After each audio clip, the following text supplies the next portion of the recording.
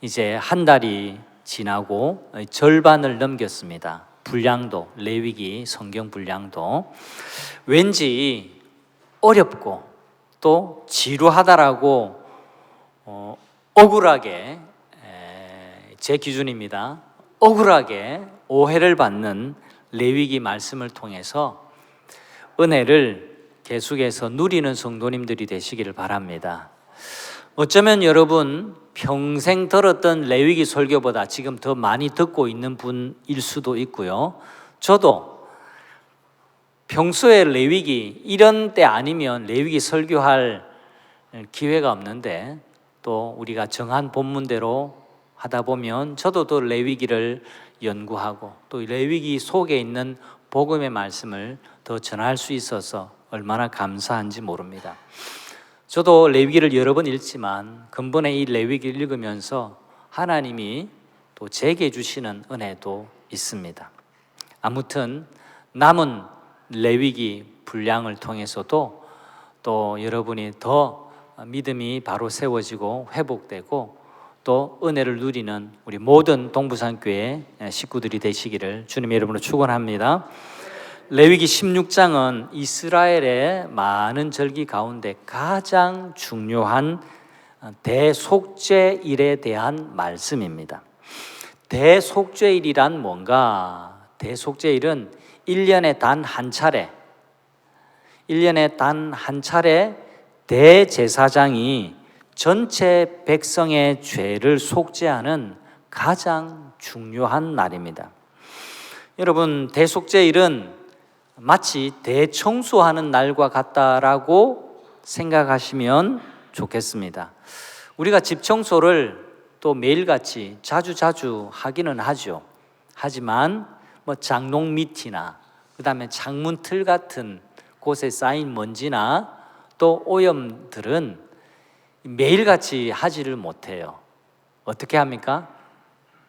날 잡아서 특별한 날에 마음 먹고 하는 거죠. 그와 같습니다. 대속죄일은 맨날 지키는 게 아니라 1년에 단 하루 온 백성들이 그날에는 금식을 하게 됩니다. 자기를 괴롭게 해라 라는 말은 다른 게 아니라 금식해서 경건하게 보내라 라는 뜻입니다. 그리고 그 대속죄일의 날에는 온 백성의 죄를 공동체적으로 하나님 앞에 죄를 속죄하는 제물을 드리는 아주 특별한 날, 아주 경건한 날, 아주 의미 있는 날로 지켰습니다. 여러분, 하나님은요, 죄인이 죄를 지을 때마다 속죄제를 드리도록 이미 허락을 해 주셨습니다. 그게 속죄제죠. 그러나 모든 죄인이 다 그렇듯이 죄를 한 건도 빠짐없이 다 속죄할 수는 없는 법입니다. 그렇지 않겠습니까? 잠시 생각해 보시죠. 사람이 죄를 짓는 횟수가 많을까요? 속죄제, 제사를 드리는 횟수가 많겠습니까? 한번 짐작해 보세요. 죄를 짓는 횟수가, 죄를 짓는 속도가 훨씬 앞서고 추월합니다. 그게 정직한 대답이죠. 자기가 죄를 지어 놓고도 깨닫지 못하는 경우도 많습니다. 그걸 가리켜서 성경은 부지 중에 죄를 지었다라고 말합니다. 하나님은 이렇게 누적이 된 죄와 또 자신이 인식하지도 못하는 가운데 지은 죄까지도 속죄하도록 속죄제, 대속죄일을 지키도록 해 주셨습니다. 평소와는 다르게 대속죄일에는요, 대제사장이 직접 제물의 피를 가지고 언약궤가 있는 지성소로 들어갑니다. 왜냐하니까 그만큼 중요한 날이기 때문에 그렇습니다. 자, 근본적이고 기초적인 질문 하나를 드리도록 하겠습니다. 하나님께서 오늘 레위기 16장 말씀에 있는 것처럼 대속죄일을 이러이러하게 지키라고 정해주신 이유는 과연 어디에 있을까요? 질문의 크기를 좀 더 크게 해볼까요? 하나님이 레위기에 이 복잡한 제사법과 제사장 위임식, 규례, 또 정결법과 여러 규정들, 다시 말해서 많은 율법을 주신 이유가 과연 어디에 있을까요? 무엇일까요? 제가 한 번 더 강조하지만 여러분이 하나님을 오해하면 안 됩니다. 하나님이 명령하시는 모든 것들은 백성들을 힘들게 하고 괴롭게 하기 위해서 주신 법이 아닙니다. 하나님은 그런 분이 아니에요. 백성들에게 레위기의 복잡한 규정을 지키게 하면 하나님이 뭔가 백성들로부터 얻어내는 게 있기 때문에 그렇게 이 자세한 규정을 지키라고 법으로 주신 것이 아닙니다. 만약에 여러분이 그렇게 생각한다면, 은연중에 그렇게 생각한다면 하나님을 너무너무 세속적으로 이해하는 겁니다. 그건 바른 신앙, 바른 믿음의 내용이 아니거든요. 그러면 도대체 왜 하나님은 이 레위기 율법을 주신 것일까? 왜 이렇게 복잡하게 이 규정들을 주신 것일까? 그냥 마음 내키는 대로 제사하도록 하지 않으시고 엄격하게 규칙을 정해 놓으시고 이렇게 해야 한다라고 이렇게 상세하게 말씀하신 걸까요? 그건 간단합니다. 한번 따라해 주시면 좋겠습니다. 정답이니까요. 그것은 은혜이기 때문입니다. 이게 정답이에요. 제가 레위기 첫 설교할 때 여러분에게 따로 준비해서 글 하나를 종이에 나눠드린 것 기억하실 겁니다. 그 글의 제목이 레위기는 뭐라고요? 네, 기억하는 분도 좀 계시네요. 레위기는 사랑입니다. 맞아요. 사랑의 관점으로 보면 레위기가 이해가 됩니다. 왜 우리에게 이것은 먹고 이것은 먹지 말라고 하셨는지, 왜 우리에게 그렇게 철저하게 먹는 것부터 시작해서 입는 것, 사는 것, 일상생활까지 하나님께서는 거룩하게 구별하도록 말씀하신 것인지, 그게 다 우리를 위한 말씀이라는 거예요. 사랑이기 때문에 그렇다라는 거예요. 거기에다가 저는 한 문장을 더하고 싶습니다. 그것은 레위기는 은혜입니다. 이것도 한번 따라해 주시면 좋겠습니다. 레위기는 은혜입니다. 맞습니다, 여러분. 다시 좁혀서 레위기 16장에 있는 대속죄일의 규례는요, 하나님의 놀라운 은혜입니다. 다른 것으로는 설명할 수가 없어요. 대속죄일을 제가 오늘 여러분에게 설명을 드리고 이것이 왜 은혜인지를 여러분에게 말씀드리겠습니다. 대속죄일 날 누가 등판한다고요? 대제사장이 등판을 해요. 대제사장이 크게 하는 일 두 가지가 있습니다. 첫 번째는 두 번의 속죄제를 거듭해서 드리는 일입니다. 대속죄일은 이름처럼 공동체 전체의 죄와 부정을 씻는 날이기 때문에 이날은 매우 특별한 날이었습니다. 죄인이 나오는 곳이 성소였습니다. 죄인들은 늘 성소에 나아가서 자신의 죄를 속하면서 짐승을 잡고 피를 흘리고 곡식을 드리고 번제를 드렸습니다. 그러니까 죄인들이 드나드는 곳이 부정해질 수밖에 없었던 거죠. 그래서 이곳을 정결케 하는 날이고, 또 이들의 숨겨진 죄, 드러나지 않은 죄, 부지 중에 있는 죄, 그리고 이들의 속도를 추월한 많은 남은 죄들을 한꺼번에 속해 주시는 날이 대속죄일 날입니다. 그래서 평소와는 다르게 보통의 제사장이 아니라 대제사장이 등판을 하죠. 그리고 이날에는 백성들에게 새로운 공간에 대한 설명으로 열리게 됩니다. 등장을 합니다. 자, 2절 말씀 같이 한번 읽어보겠습니다. 성소에 휘장한 법궤 위 속죄소 앞에 아무 때나 들어오지 말라. 그리하여 죽지 않도록 하라. 자, 1절 말씀은 10장으로 되돌아가서 제사장 나답과 아비후가 다른 불, 하나님이 정하신 불이 아니라 다른 불 가지고 함부로 제사를 드리다가 그 자리에서 불에 삼켜져 가지고 즉사하는 일이 벌어집니다. 이 일이 벌어지고 난 바로 그 다음에 방금 읽은 2절 말씀을 주시는데 핵심은 이거예요. 아무나 들어오지 말라. 아무 때나 들어오지 말라.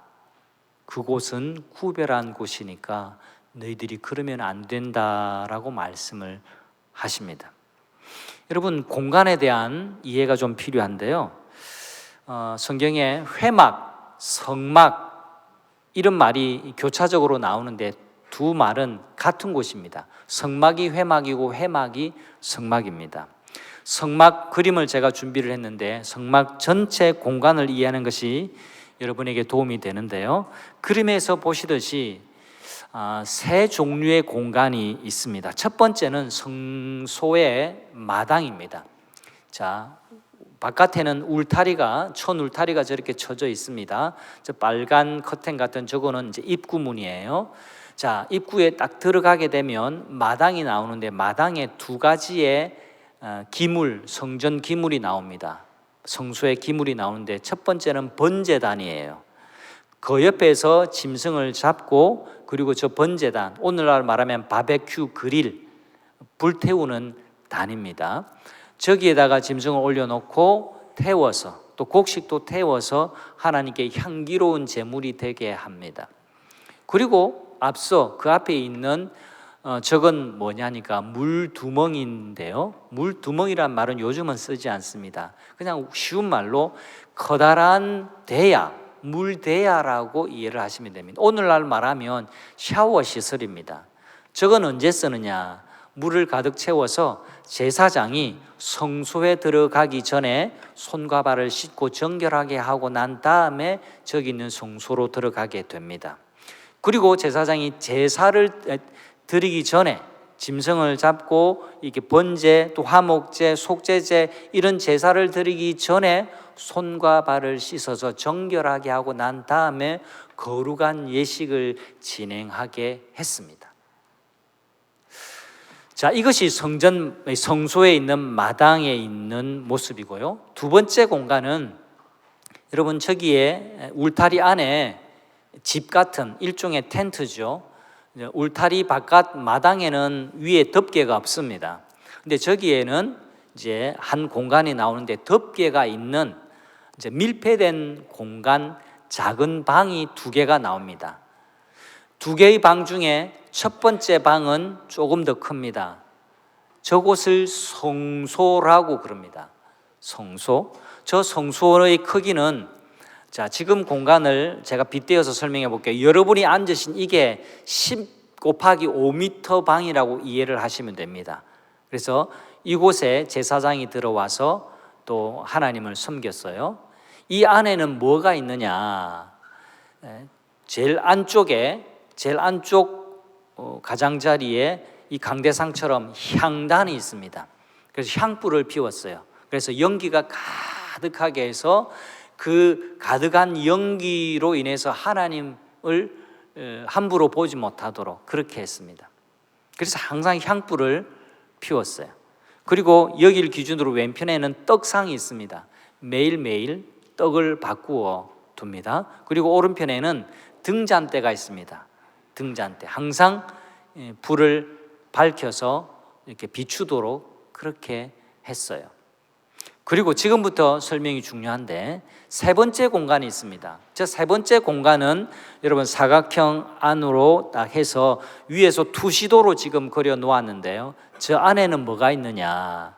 저 작은 방의 크기는 5 곱하기 5m입니다. 여러분이 있는 이 크기보다 더 작은 제가 서 있는 강단의 크기 정도 된다. 쉽게 이해하시면 되겠습니다. 5 곱하기 5의 작은 방인데 이 안에는 뭐가 있느냐? 이 안에는 법궤, 언약궤, 속죄단, 이렇게 불리는 하나의 상자가 있습니다. 이 상자는 아카시아 나무로 만든 상자인데 안과 박이 다 금으로 되어 있습니다. 그리고 이 상자 안에 뭐가 들어있냐 하니까 하나님께서 모세에게 정해주셨던 그 10계명의 두 돌판이 들어있고요, 그 다음에 아론의 쌍난 지팡이가 그 안에는 있습니다. 그리고 만나가 항아리에 담겨서 거기 보관되어 있도록 해주셨어요. 물론 지금은 다 사라지고 없습니다. 그리고 이 상자에는 뚜껑이 없는데, 뚜껑은 없지만 뚜껑의 역할을 하는 또 하나의 기구가 있습니다. 그것은 속죄단, 또 속죄 뚜껑, 법궤 뚜껑이라고 이제 말하는 시은소라고 하기도 하고 속죄소라고도 하는 큰 판이 있습니다.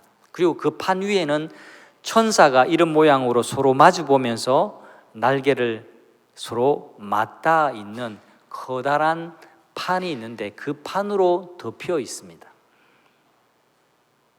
이게 법궤 언약궤라는 겁니다. 중요한 것은 여러분과 제 사이에, 다시 말해서 지성소라는 말은 지극히 거룩한 성소를 지성소라고 그러는데요, 이 사이에는 커튼이 이렇게 드리워져서 못 들어가게 되어 있습니다. 커튼도 보통의 커튼이 아닙니다. 4겹으로 만든 커튼입니다. 거기에는요, 세마포 3배로 되어진 천으로 만든 커튼 하나, 그 다음에 염소 털로 만든 또 커튼 하나, 그 다음에 숫양의 가죽으로 만든 커튼 하나, 이런 덮개죠. 가죽은 커튼이라고 하지 않죠. 그 다음에 바다에 있는 해달의 가죽으로 만든 덮개 하나, 이렇게 해서 무려 두께가 10cm가 넘습니다. 그러니까 여러분, 천과 가죽이 10cm가 넘는다 하면 이건 보통의 두께가 아니고 무게도 어마어마하게 무겁습니다. 그냥 제치고 들어갈 수 있는 그런 하늘하늘한 게 아닙니다. 중요한 것은 이렇게 구분이 되어졌고 아무나 아무 때나 들어갈 수 없고 대제사장만 1년에 한 차례씩 이 안에 들어가게 되는 겁니다. 자, 대속죄일 날 대제사장이 들어가서 어떻게 하느냐? 먼저 자신을 위해서 속죄 제물을 드리는 거예요. 자신의 죄를 속죄하는 수송아지를 잡고 그 피를 담아다가 법궤 건너편 너머에 있는 그곳에 한번 뿌리고 법궤 앞에서 7번 그 피를 우슬초에 찍어서 뿌리게 됩니다. 그리고 바깥으로 나가서 번제단의 4귀퉁이 이 꼭지에다가 뿔에다가 이렇게 바르게 되어집니다. 자기도 죄인이니까 자기를 위한 속죄를 한 거죠. 그 다음에 한 번 더 하는데, 그 다음은 백성들 전체를 위한 공동체 속죄입니다. 백성들을 위해서는 수염소 2마리를 딱 준비했다가 그 중에 1마리를 잡고 죽이는 거죠. 그 피를 담아다가 꼭 같이 반복했습니다. 이것이 대제사장이 첫 번째 하는 일이었어요.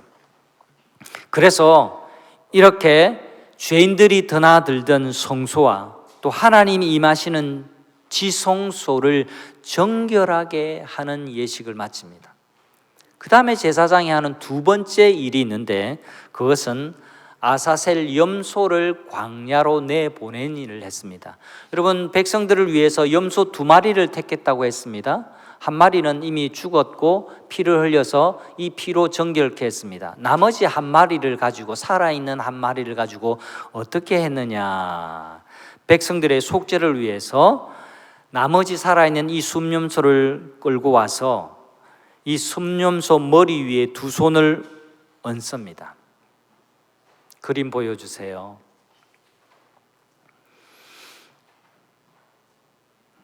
이 염소에게 안수하는 겁니다.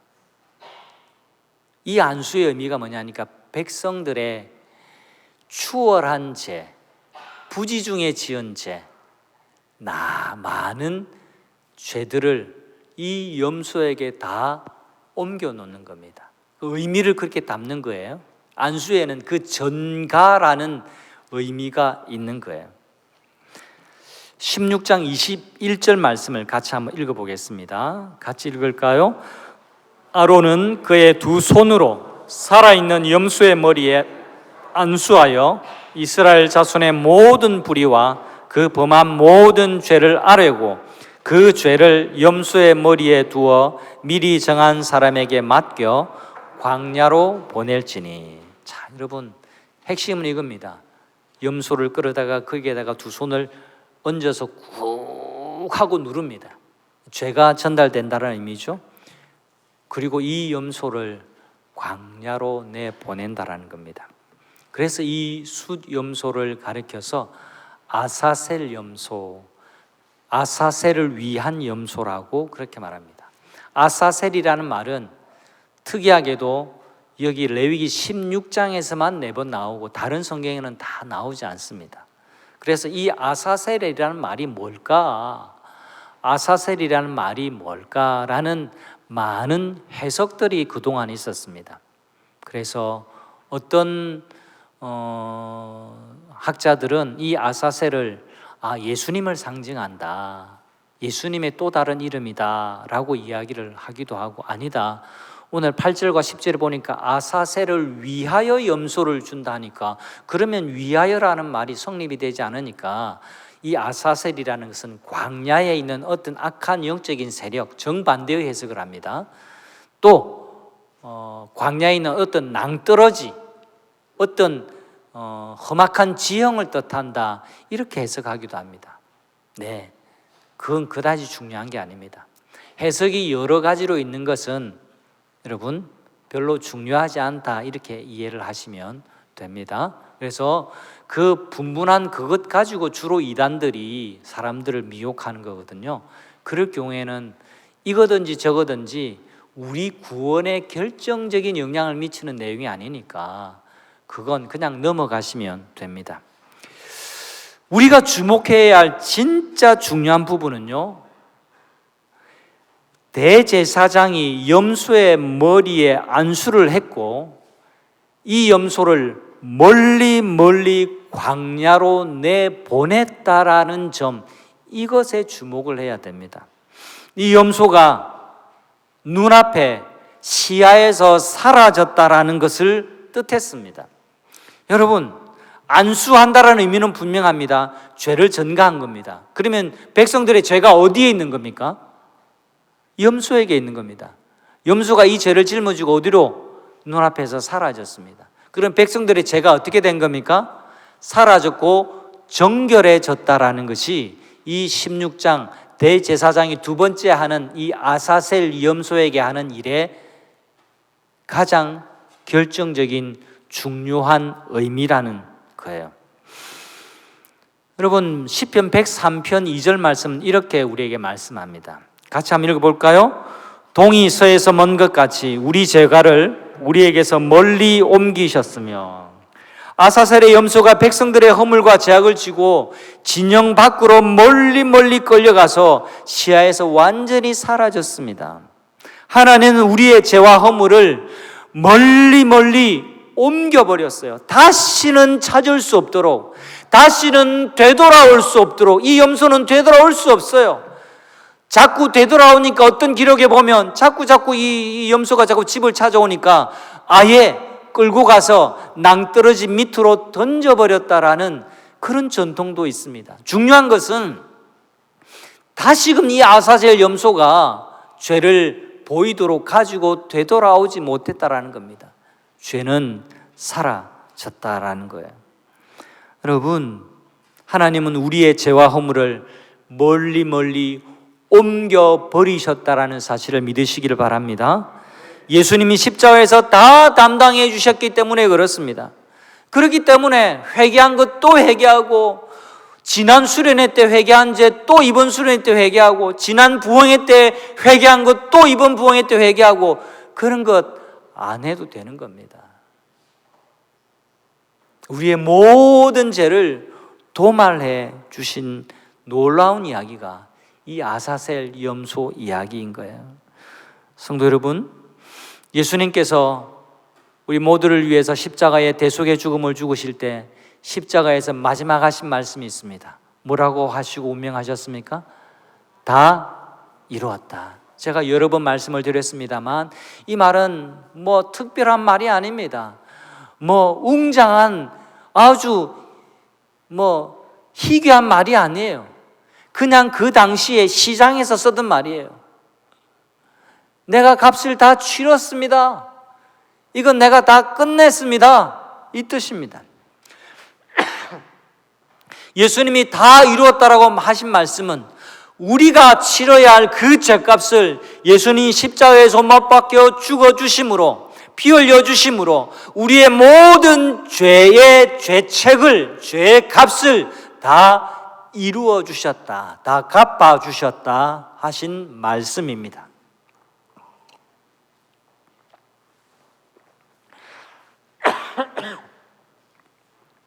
예수님이 우리의 허물과 죄값을 다 담당하셨기 때문에 우리의 죄는 방금 읽은 말씀처럼 동과 서가 먼 것처럼 우리의 죄를 멀리 옮기셨다. 도무지 찾을 수 없도록 하나님이 옮기버리셨다. 그렇게 말씀하시는 겁니다. 여러분, 그래서 예수님의 십자가는 놀라운 하나님의 은혜가 됩니다. 16장의 대속죄 이야기는요, 이 이야기를 보면 예수님의 십자가를 볼 수 있습니다. 신약의 성도가 예수님의 십자가의 은혜와 사랑을 경험한 뒤에 그 다음에 레위기, 이 율법의 말씀을 보니까 레위기가 바로 십자가의 그림자였다라는 것을 깨닫게 되는 겁니다. 그래서 여러분 16장과 함께 읽어야 될 성경은 히브리서예요.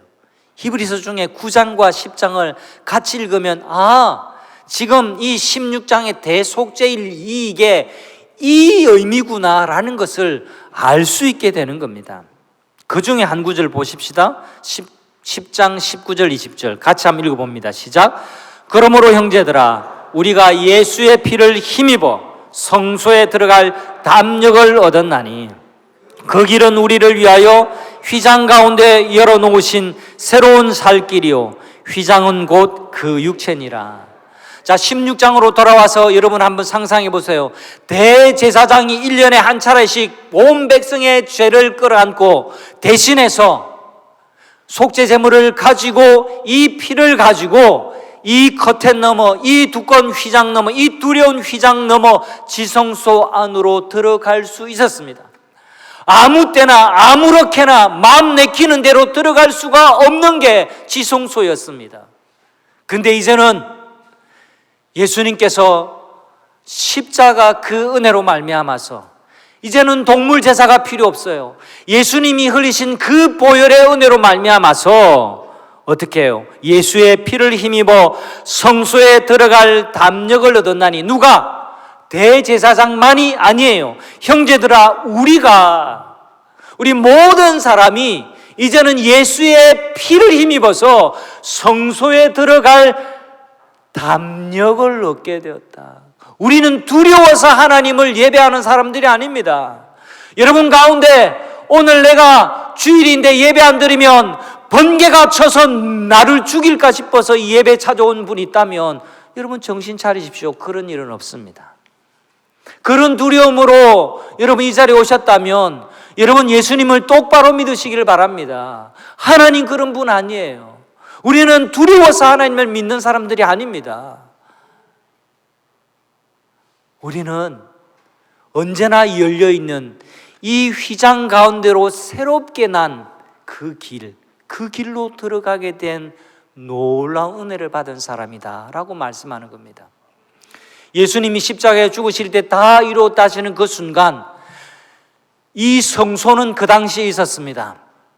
성소의 휘장이 이 두꺼웠고 이 엄청나게 무거운 칼로 베려고 해도 벨 수 없는 이 휘장이 위에서부터 아래로 쫙 갈라졌다라고. 이건 하나님이 하신 일입니다. 죄인들이 하나님께로 나오게 하는 것을 가로막던 그 휘장을 하나님이 찢어 놓으시고 이제 누구든지 예수님의 보혈의 은혜를 힘입으면 어떤 죄인이라도 하나님 앞에 마음껏 나올 수 있는 새롭고 산 길을 허락해 주셨다, 열어주셨다, 그렇게 말씀해 주시는 겁니다. 여러분, 히브리서 말씀에서 우리가 놓치지 말아야 할 표현이 있습니다. 새로운 살 길, 새로운 살 길입니다. 예수님께서 이렇게 말씀하십니다. 나는 길이요 진리요 생명이니 나로 말미암지 않고서는 하나님께로 올 자가 없느니라 말씀하십니다. 예수님, 당신이 바로 새로운 살 길인 줄 믿으시기를 바랍니다. 예수님께서 십자가에서 다 이뤘다 말씀하시고 운명하는 그 순간에 새로운 길, 사는 길, 그 길이 우리에게 열려지게 된 겁니다. 그래서 우리는 예수의 피를 힘입어서 성소에 나아갈 수 있는 자들이 된 겁니다. 십자가 그 은혜 때문에 이제는 누구든지 예수님께서 열어두신 그 새로운 살 길을 통해서 하나님께 담대하게 나아갈 수 있습니다. 이것이 놀라운 은혜입니다. 이것이 놀라운 은혜라는 겁니다. 오늘날도 마찬가지입니다. 죄인인 우리의 모습으로 하나님 앞에 결코 설 수 없습니다. 하나님은 공의로우신 분이기 때문에 그래요. 인간은 죄의 문제를 스스로 해결할 수 없습니다.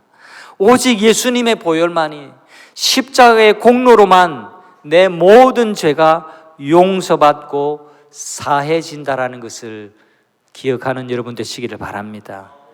매주 예배를 드릴 때 우리 모두는 어떤 마음으로 예배를 드려야 할까요? 새로운 길, 은혜의 길, 사는 길, 생명의 길을 열어주신 주 예수 그리스도의 십자가를 찬양하는 마음으로 거룩한 예배를 드리는 성도들이 되시기를 바랍니다. 동물의 피를 흘리는 제사는 예수님의 십자가 대속의 그림자일 뿐이에요. 더 이상 동물의 피를 흘리는 제사는 필요하지 않습니다. 죄 가운데 있는 우리를 대신해서 예수님이 속죄의 제물로 십자가에 못 박혀 죽어주셨기 때문에 그렇습니다. 왜 이래야만 했을까요? 왜 이래야만 했을까요? 생명은 생명으로, 피는 피로 갚아야 한다라고 하는, 그렇게 대속할 수밖에 없는 그 법이 있기 때문에 그렇습니다. 하나님은 그 법을, 그 공의의 법을 완벽하게 지키셨고, 동시에 우리는 그 보배로운 피로 말미암아서 값없이 은혜로 의롭다함을 얻게 되었습니다. 예수님이 우리의 영원한 제물이 되시고 용서의 길을 이미 열어주셨기 때문에 이제는 반복적인 동물 제사는 필요가 없습니다. 우리는 제사 대신에 내 죄를 대신해 주신 어린 양 예수를 찬양하고 기억하고 감사하고 감격하면 됩니다. 여러분, 오늘 어떤 마음으로 이 예배에 오셨습니까? 조금 전에 드린 말씀, 내가 일요일인데 교회 예배 안 가면 뭐 할까? 그냥 습관을 쫓아서 오신 거라면 그 매너리즘에 빠져 있는 습관적인 마음을 고쳐 먹으시길 바랍니다. 또 여러분 가운데 예배 안 드리면 벌 받을 것 같아서 이런 마음으로 오신 분이 만에 하나 있다면 그 마음은 하나님이 기뻐하시는 마음 아니에요. 어떤 성도님과 얘기해 보면 내가 주일날 예배 안 하고 차 몰고 갔는데 차 사고가 났다. 하나님이 그 차 사고 나게 하시는 거 아니에요. 여러분, 하나님을 자꾸 그렇게 오해하시면 안 돼요. 예배 와야죠. 와야 되는데 그 예배 안 왔다고 하나님이 차 사고 나게 하시고 뭐 병 주시고 막 뭐 암 걸리게 하시고 그런 말은 삼가하시기를 바라요. 우리는 그런 두려움 때문에 예배하는 사람이 아닙니다. 이미 우리에게는 산 길이 열려졌고 그 은혜 때문에, 그 사랑 때문에 우리가 예배하는 거여야 되는 겁니다. 여러분, 의무적으로 선물하는 게 쉬워요? 아니면 이 사랑에 감격해서 선물하는 게 쉬워요? 대답 안 하셔도 이미 여러분이 경험해서 알 겁니다. 그 사랑이 동기가 되어야 돼요. 여러분, 십자가를 바라볼 때마다 여러분 속에 이 감격과 이 감사와 이 은혜가 넘치고 넘치시기를 주님의 이름으로 축원합니다.